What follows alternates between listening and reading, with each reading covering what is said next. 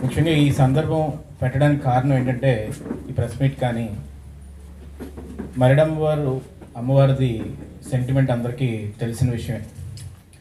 ఇది మేము మా ఇంటి ఎలవేలుపు దాంతోపాటు నర్సీపట్నం నియోజకవర్గం కానీ నర్సీపట్నం టౌన్ ప్రజానికం మొత్తానికి కూడా చాలా సెంటిమెంటల్గా భావించే అమ్మవారు. దానికి నూకలం పండుగ కానీ మరిడం పండుగ కానీ మేము ఎక్కడున్నా కానీ ఏ ప్రాంతంలో ఉన్నా కానీ మా కుటుంబ సభ్యులు కానీ ఊర్లో ఉన్న వాళ్ళ జనాభాకు సంబంధించిన కుటుంబ సభ్యులు కానీ అందరూ కూడా విచ్చేసి అమ్మవారి దర్శనం చేసుకొని వెళ్తారు. నేను ఇది గత 1.5-2 years నుంచి చాలా సీరియస్గా ఈ మరిడమ్మవారు గుడికి సంబంధించింది ఏం వచ్చినా కానీ ఏ సందర్భం వచ్చినా కానీ నేను రోడ్డు మీద కాదు కదా పోలీస్ స్టేషన్ ముందు మెట్ల మీద కూర్చోడానికి కూడా నేను వెనకాడలే. మణికంఠ గారు IPS ఉన్నప్పుడు పండగ జరిగింది. ఆ టైంలోని అప్పుడున్న XMLA అక్కడికి వచ్చి IPS దగ్గర పర్మిషన్స్ దాని గురించి 10 గంటలతో ఆపేయమని చెప్పి అప్పుడు చెప్తున్నప్పుడు కూడా మేము వెళ్ళి పోలీస్ స్టేషన్ మెట్ల మీద కూర్చున్నాను. అక్కడ డెకరేట్ చేస్తున్న లేబర్ని కూడా తీసుకెళ్ళిపోయి అరెస్ట్ చేసినప్పుడు కూడా నేను కూర్చున్నాను. ఆ పండగప్పుడు ఆభరణాలు మరిడమ్మవారి తీసుకురాకపోతే నేను గుడి దగ్గరికి వెళ్ళి కమిటీ సభ్యులందరినీ నించోబెట్టి అక్కడ ప్రెస్ మీట్ పెట్టి గుడి దగ్గర అమ్మవారికి క్షమించమని అడిగి అక్కడ దండం పెట్టుకొని అమ్మవారి విగ్రహం దగ్గర నేను నించొని అమ్మవారికి సంబంధించిన ఆభరణాలు ఇంకా రాలేదు, ఈ పండగ ఆభరణాలు లేకుండా అమ్మవారికి జరుగుతుందేమో చాలా నేను రిక్వెస్ట్ చేసి నేను అడుగుతున్నాను. ఎమ్మెల్యే అప్పుడున్న XMLA వ్యక్తిని కానీ అందరినీ కూడా నేను అడగడం జరిగింది డైరెక్ట్ లైవ్లోని. దయచేసి ఆభరణాలు అన్నీ కూడా అలంకరించండి పండగ రాబోతుందని అడిగితే ఎవరు అప్పుడు మాట్లాడలేదు, ఎవరు దానికి ఆన్సర్ చెప్పలేదు. ఎందుకంటే గుడుల మీద దండయాత్రలాగా ఏమాత్రం అభివృద్ధి 5 సంవత్సరాల్లో లేకపోయినా కానీ 5 సంవత్సరాలు వైఎస్ఆర్సీపీ ప్రభుత్వం ఉన్నప్పుడు ఒక ఇటుకు కూడా పేర్చకుండా ఓన్లీ గుళ్ళ మీదే దండయాత్ర చేయాలి. వినాయకుడి గుడి మీదకి వెళ్ళిపోవాలి, వినాయకుడి గుడిలో ఉన్న ఆదాయం ఎంత ఉందో చెక్ చేసుకోవాలి, వినాయకుడి గుడి మీద కమిటీ అది ఉన్నదా లేదో చూసుకోవాలి. అలాగే నూకలమ్మ గుడి ప్రారంభించింది అయ్యన్న పాత్రుడు గారు. కుటుంబ సభ్యుల దగ్గర నుంచి ఒక డబ్బులు ఇచ్చి ఎండోమెంట్స్ నుంచి శాంక్షన్ చేయించి దానికి రంగు కూడా వేయలేని పరిస్థితిలో మొన్న 5 సంవత్సరాలు ఉంటే అమ్మవారి దీవెనల వల్ల మళ్ళీ ఆ గుడి పూర్తి చేసే అవకాశం మళ్ళీ అయ్యన్న పాత్రుడు గారికి దక్కింది. ఎందుకంటే మళ్ళీ న్యాయమే గెలిచింది కాబట్టి అయ్యన్న పాత్రుడు గారు ఎమ్మెల్యే అయ్యారు కాబట్టి స్పీకర్ అయ్యారు కాబట్టి ఆయన చేతుల మీదే మళ్ళీ ఆ గుడి ఓపెన్ అవుతుంది. అలాగే మనం చూస్తే అయ్యప్ప స్వామి గుడి మీదకి క్రేన్ పట్టుకొని రావడం, అలాగే సాయిబాబా గుడి మీదకి వెళ్ళి కమిటీలు మార్చేసి తీసుకుపోవడం, ఈ విధమైన ఎప్పుడో పూర్వం మహమ్మదీన్లు చేసేవారని విన్నాం కానీ ఇలాంటి పనులన్నీ చేశారు. అలాగే మరిడమ్మ కోవిల మీద కూడా బంగారం ఇవ్వకుండా మళ్ళీ దాన్ని ప్రెస్ మీట్ పెట్టినప్పుడు ఎలక్షన్ ముందు ఆ XMLA మాట్లాడుతున్నప్పుడు ఏమంటాడంటే అసలు పండగ ముందు ఎప్పుడూ జరగలేదు కోవిడ్ తర్వాత అన్నట్టు మాట్లాడారు. కోవిడ్ తర్వాత మణికంఠ IPS ఉన్నప్పుడు ఒకసారి పండగ జరిగింది, దాని తర్వాత మళ్ళీ రెండో పండుగ ఎలక్షన్ ముందు జరిగింది.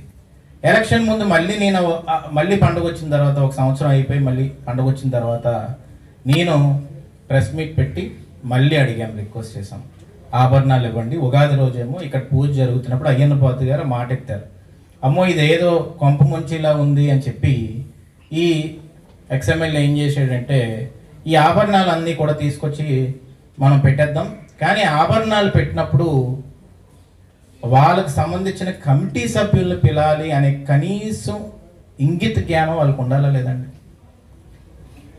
కమిటీ సభ్యులను పిల్లలేదు, ఎవరిని పిల్లలేదు, ఏదో చీకట్లో తీసుకొచ్చి అందరు కళ్ళు కప్పి. ఎందుకంటే అమ్మవారి ఆభరణాలు తీసుకొచ్చినప్పుడు జనాల్లో ఉన్న పెద్ద మనుషులు పిలాలి. ఇప్పుడు ఎలా అంటే సంబరం స్టార్ట్ అవ్వకముందు ఏం చేస్తారు, డప్పు పట్టుకొని ఎవరైతే పూజారు ఉన్నారో లేకపోతే డప్పు పట్టుకొని పూర్వం నుంచి కొన్ని కుటుంబాలు పెద్దల్ని అక్కడ ఆ ఏరియాలకు వెళ్ళి డప్పు కొట్టి చెప్తారు. ఇది పూర్వం ఎప్పటి నుంచో వస్తున్న సాంప్రదాయం. అలా నువ్వు ఆభరణాలు తీసుకొచ్చి గుళ్ళోని అప్పచెప్పినప్పుడు ముందు పోని నీ కమిటీ సభ్యులందరూ నచ్చపోతే ఊర్లో ఉన్న పెద్ద మనుషులన్నా అక్కడ నించోపెట్టి ఇవ్వాల్సిన అవసరం ఎంతైనా. ఆ పెద్ద మనుషుల్ని పెట్టుకోకుండా మీరు ఏం చేశారంటే అప్పుడు అందరూ ఎవరైతే కొన్ని చీటింగ్ కేసులు ఉండే వాళ్ళని వీళ్ళని తీసుకొచ్చి అక్కడ పెట్టారు. పెట్టినప్పుడు అప్పుడు కూడా దేవాదాయ మనం ఎండోమెంట్స్ వాళ్ళని మనం రిక్వెస్ట్ చేసాం, అసలు ఏం తీసుకొస్తున్నారు ఏంటో తెలుస్తుంది కదా అంటే మీకు అవసరం లేదు, ఎందుకంటే గుడిని హ్యాండ్ ఓవర్ చేసుకోపోతున్నామని అప్పుడు రివీల్ చేశారు. గుడిని హ్యాండ్ ఓవర్ చేసుకోపోతున్నామని మీకు అనిపిస్తే సరే చేసుకోండి, తప్పేం లేదు, గవర్నమెంట్ డిసైడ్ చేసినప్పుడు చేసుకోవాలి. కానీ సుప్రీంకోర్టు రూల్ ప్రకారంగా ఆదాయం 5 లక్షలు పైనుండయ్యే తీసుకోవాలని చెప్పి క్లియర్గా మీకు జడ్జిమెంట్ ఉంది కదా, ఆ జడ్జిమెంట్ మీరు ఎందుకు అగెయిన్స్ట్గా పోతున్నారని అడిగాము. అడుగుతున్నప్పుడు లేదండి, వాళ్ళు చెప్పిన ఆన్సర్ ఏంటంటే ఒత్తిడి చాలా ఎక్కువ పెడుతున్నారండి, ఆ ఎక్స్ఎమ్మెల్యే ఎవరైతే ఉన్నారో ఆయన చాలా ఎక్కువ ఒత్తిడి పెడుతున్నారండి, ఆ ఒత్తిడి మీద మేము వచ్చాక నోటీస్ అంటించి మేము గుడిని తీసుకోవాల్సి వస్తుంది అని చెప్పారు. అంటే వాళ్ళ బుర్రని ఇలాంటి దరిద్రపు ఆలోచనల మీద యూజ్ చేసే బదులు అప్పుడు అభివృద్ధి మీద యూజ్ చేస్తుంటే బాగుండేది. వాళ్ళు ఏం చేశారంటే ఆ తర్వాత ఇంకా వరస్ట్గా క్రిమినల్ ఆలోచన ఏంటంటే ఆ గుడి సంబంధించి నోటీస్ అంటించిన తర్వాత పండగ వచ్చే టైంకి ఆ ఉండిని లాక్ చేసేద్దామని. ఉండిని ఎందుకు లాక్ చేస్తున్నారు అని అంటే మాకు అంత క్రిమినల్ ఆలోచన లేవు కదా, మాకు అర్థం కాల. ఏంటంటే భక్తులందరూ వచ్చి ఆ రోజు ఆ ఉండిలో 5 లక్షల పైన డబ్బులు వేసేస్తే ఆ ముందు డబ్బు ఈ డబ్బు కలిపి 5 లక్షల పైన వచ్చేస్తే అయ్యన్న పోత దగ్గర నుంచి తీసేసుకుందాం గుడిని. అంటే ఇలాంటి ఆలోచనలు అయితే మాకు రాలే, అసలు ఆ ఆలోచనలు ఎలా వచ్చాయో కూడా మాకు అర్థం కాలే. అయితే దీంతో పాటు ఇప్పుడు ఎడిషనల్గా ఏంటంటే ఆ రోజు ఊరు పెద్దలను పిల్లలేదు బంగారం ఇచ్చినప్పుడు, కమిటీ సభ్యులు పిల్లలేదు బంగారం ఇచ్చినప్పుడు, ఊర్లో కనీసం ఒక జనాభాను తీసుకెళ్ళి అక్కడ చూపెట్టలేదు. ఓన్లీ ఆ రోజు ఎండోమెంట్స్ వాళ్ళని పిలిచి వాళ్ళకి ఆ బంగారాన్ని అప్పచెప్పారు. ఇప్పుడు గవర్నమెంట్ మారింది, టీడీపీ ప్రభుత్వం వచ్చింది. టీడీపీ ప్రభుత్వంలో అంతా నిజాయితీగా జరుగుతుంది, నిక్కచ్చిగా జరుగుతుంది, ట్రాన్స్పరెంట్గా జరుగుతుంది. ఎండోమెంట్స్ వారు మేము అడగకముందే ఏమో వీళ్ళు యాక్షన్ తీసుకుంటారేమో ప్రభుత్వం నుంచి అని చెప్పి వచ్చి అయ్యన్న పోతురు కుటుంబ సభ్యులకి అయ్యా మేము ఆ రోజు చేసిన తప్పే, ఎందుకంటే 5 లక్షల రూపాయల ఉన్న గుళ్ళు మేము టచ్ చేయకూడదు, కానీ ఒత్తిడి మీద మేము టచ్ చేయవలసి వచ్చింది. ఆ రోజు ఆదాయం చెక్ చేస్తే కూడా అంత లేదు, కానీ లాక్ చేయమని చెప్పారు. అందుకు వాళ్ళు ఇచ్చిన బంగారాన్ని ఒకసారి అందరి ముందు మీ ముందు తీసుకొస్తామని చెప్పేసి వాళ్ళు తీసుకురావడం జరిగింది. మేడం వచ్చారు ఎండోమెంట్స్ దగ్గర నుంచి. మేడం వచ్చి కమిషనర్ ఆఫీస్ నుంచి రావడం జరిగింది. వచ్చి అన్ని పెడితే మనం వాళ్ళ దొంగ పనులు చేయం కాబట్టి మొత్తం కమిటీ సభ్యులు కానీ అందరూ కూడా కొంతమంది పెద్దలు కానీ అందరినీ కూడా తీసుకురమ్మన్నాం. అలాగే ఆ ఎండోమెంట్స్ వారిని మేము కోరింది ఏంటంటే ఏమన్నా కానీ మీరు ఈ నగల్ని టెస్ట్ చేయాలన్నా ఏం చేయాలన్నా కానీ లోకల్గా ఉన్న వ్యక్తినే పెట్టండి, ఏదో బయట నుంచి అనకాపల్లి నుంచో లేకపోతే వైజాగ్ నుంచో మీకు తేవద్దు. ఎందుకంటే మాకు లోకల్గా ఉంటే తను కూడా ఐ విట్నెస్ ఉంటాడు, సాక్షి ఉంటుంది కాబట్టి మాకు అప్పచెప్పే ముందు వాళ్ళని కూడా తీసుకురండి అంటే లోకల్ బంగారం షాప్ నుంచే వాళ్ళు తీసుకురావడం జరిగింది. తీసుకొచ్చిన తర్వాత తను ఆ టెస్ట్ చేస్తున్నప్పుడు దాంట్లో ఏదైతే ఆ రోజు అప్పచెప్పినప్పుడు మీరు కరెక్ట్గా విజువల్ కానీ ఒకసారి గుర్తుపెట్టుకుంటే ఆ విజువల్ని కూడా మీకు మేము పంపిస్తాం. ఆ విజువల్లో ఏంటంటే చాలా సోకాల్డ్ నాయకులు ఎవరైతే వచ్చి ఆ రోజు బంగారాన్ని అప్పచెప్పారో, ఇదిగో ఇంత బంగారాన్ని అప్పచెప్తున్నామని ఇంత హారాలు పట్టుకొని అందరి ముందు ప్రదర్శించారో ఆ హారం డూప్లికేట్ అయ్యింది. మిగతా బంగారంలోని కొన్ని మిస్ అవ్వడం, డూప్లికేషన్ ఉన్నాయి. ఇది చూసి ఆ మేడంకి ఇంకా అక్కడికే ఇంకా ఒక పెద్ద బండరాయి వచ్చి ఆయన నెత్తి మీద పడినట్టు అయిపోయింది.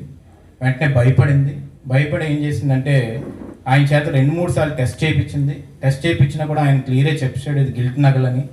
చెప్పినట్టునే మొత్తం అంతా మళ్ళీ బాక్స్లో పెట్టుకొని తీసుకెళ్ళిపోయిందా, మళ్ళీ వస్తానండి అని చెప్పి. సో ఇది మొత్తం చూస్తే నాకు ఎంత బాధ అనిపిస్తుందంటే ఏదో చాలా చాలా సులువుగా తీసుకుంటున్నారు, చాలా చిన్నగా తీసుకుంటున్నారు. అమ్మవారంటే చిన్న విషయం కాదు, మీకు మళ్ళీ చెప్తున్నాను. అందుకు నేను కోరుతుంది ఏంటంటే ఎండోమెంట్స్ డిపార్ట్మెంట్ వాళ్ళని, పోలీసు వారిని నేను కోరుతుంది ఏంటంటే ఇది జరిగి ఇన్ని రోజులు అయిందని మీకు తెలుసు. గవర్నమెంట్ తరపు నుంచి స్పీకర్ గారు కూడా రిక్వెస్ట్ చేశారు దీని మీద కొంచెం ఎంక్వైరీ చేయండి అని చెప్పి. దీని మీద ఎంక్వైరీ చేసి అసలు ఎన్ని రోజుల నుంచి బంగారం ఎక్కడుంది, అసలు కమిటీ సభ్యులు కానోళ్ళు ఎందుకో బంగారం అప్పచెప్పడానికి ఇక్కడికి గుడి దగ్గరికి కొంతమందికి రావడం జరిగింది, దాంట్లో ఎందుకు ఇన్వాల్వ్ అయ్యారు, దీంట్లో ఏం జరిగింది, ఎవరు ఈ గిల్ట్ నగల్ని పెట్టడం జరిగింది, అసలు ఈవోకి అప్పచెప్పిన తర్వాత ఈవో ఆ నగలు మొత్తం ఎక్కడ పెట్టాడు, ఏ ఆఫీసులో ఉన్నాయి, వాళ్ళు చెప్పడం బట్టి నాకు ఎంఆర్ఓ ఆఫీసులో ఉన్నాయని చెప్తున్నారు. వాళ్ళు అక్కడ ఆఫీసులో ఉన్నప్పుడు అప్పటి నుంచి తీయపోతే ఇప్పుడు సడన్గా బయటకు వచ్చిన తర్వాత దాంట్లో గిల్ట్ నగలు ఎందుకు బయటపడ్డాయి? కాబట్టి ఇది క్లియర్గా మనం చూడవలసిన అవసరం ఉందండి. దీంట్లో కూడా మీరు అబ్జర్వ్ చేస్తే ఈ విధంగా ఆ రోజు టెస్ట్ చేశారండి.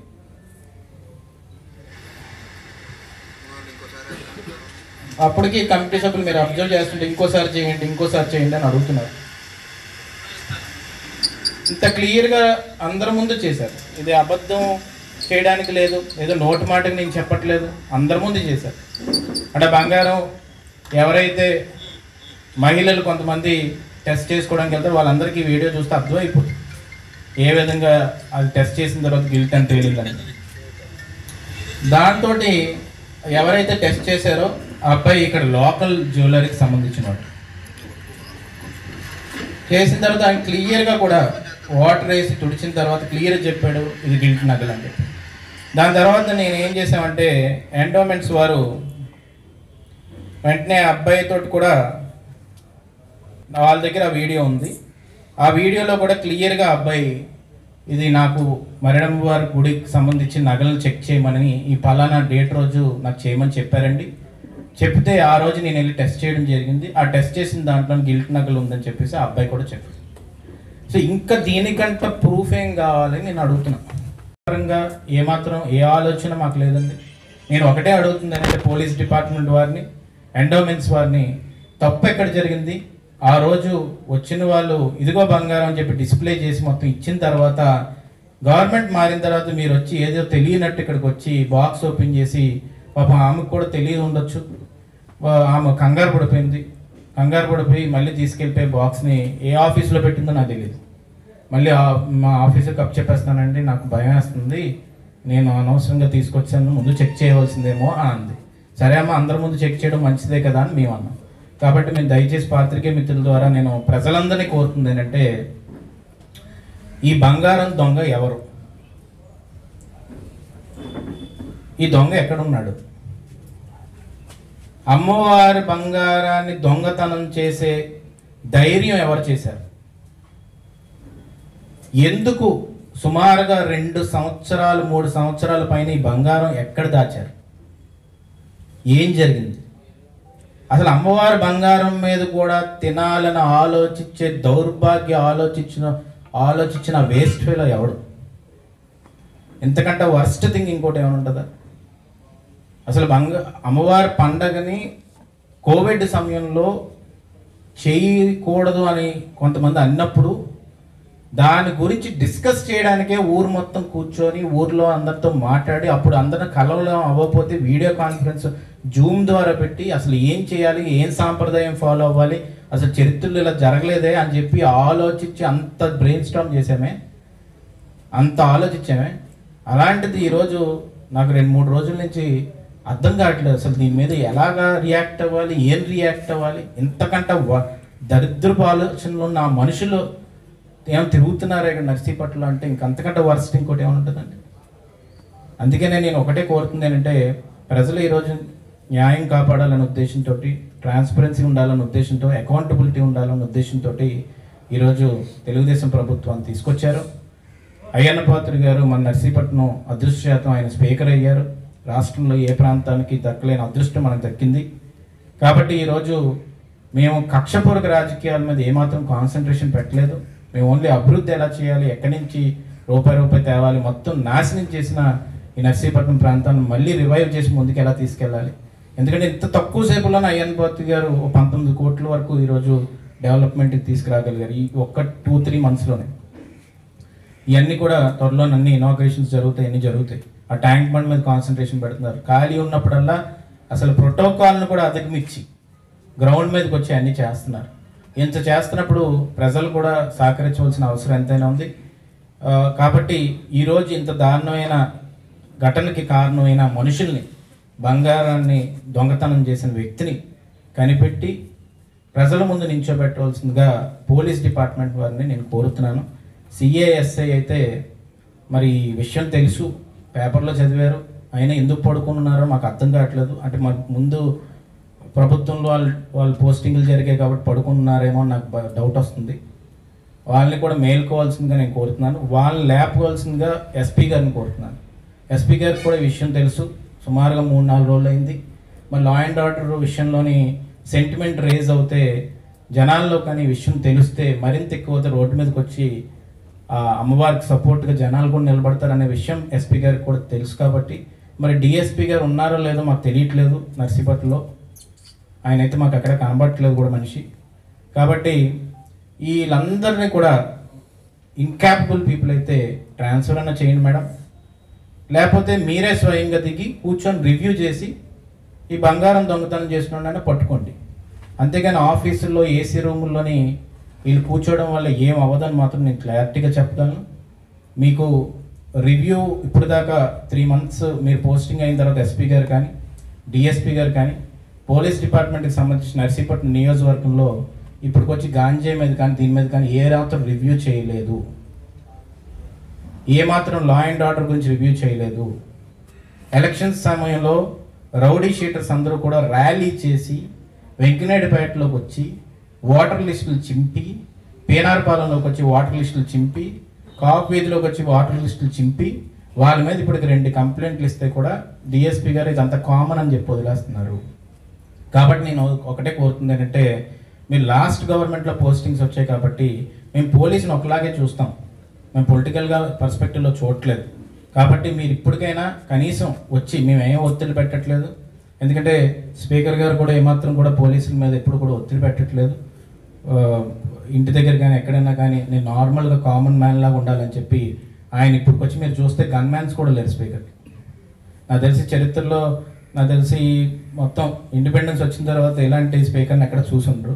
కానీ ఒకటే ఆయన కోరుతుందంటే కాన్స్టిట్యూషనల్ పొజిషన్ అయినా కానీ నేను జనాలతో మమేకం అవ్వాలి, జనాల దగ్గర ఉండాలని చెప్పి మీరు అబ్జర్వ్ చేయండి. 3 monthsలోని మాకు గార్డ్స్ని పెట్టలేదు, ఇక్కడ గన్మ్యాన్స్ని పెట్టుకోలేదు. ఎందుకంటే ఆ కాన్ఫిడెన్స్ మాకు ఉంది, జనాలతో ఉన్నామని చెప్పి. ఎందుకంటే మా కార్యకర్తలు కూడా ఎవరన్నా కొంతమంది మమ్మల్ని క్వశ్చన్ అడుగుతారు, ఏమంటే ఎలక్షన్ తర్వాత ఇక్కడ పోలీసులు వచ్చేస్తారు కదండి అంటే అదే ఉండదు బాబు, ఎవరు ఉండరు, మీరు రండి డైరెక్ట్గా వచ్చేసేనా. సో ఆ కంఫర్ట్ మేము పబ్లిక్ ఇస్తున్నాం. ఇప్పుడు ఆ పోలీసుల మీద కూడా ఒత్తిడి పెట్టలేనప్పుడు మీరు కూర్చొని దీనికి సంబంధించి ఎందుకు డిసైడ్ చేయట్లేదు? పేపర్లో రోజు పడుతుంది దీని గురించి. అంటే మీకు గాడెస్ అమ్మవారి గురించి అసలు ఏమాత్రం కూడా ఇన్నిసార్లు పడుతున్నప్పుడు కనీసం రివ్యూ ఎందుకు పెట్టలేదు? కాబట్టి ఇన్కాపబుల్ ఇన్కంపీటెంట్ పీపుల్ ఎవరైనా ఉంటే ట్రాన్స్ఫర్ అయినా చేయండి, లేకపోతే వాళ్ళని పెట్టుకొని కనీసం రివ్యూ అయినా చేయండి.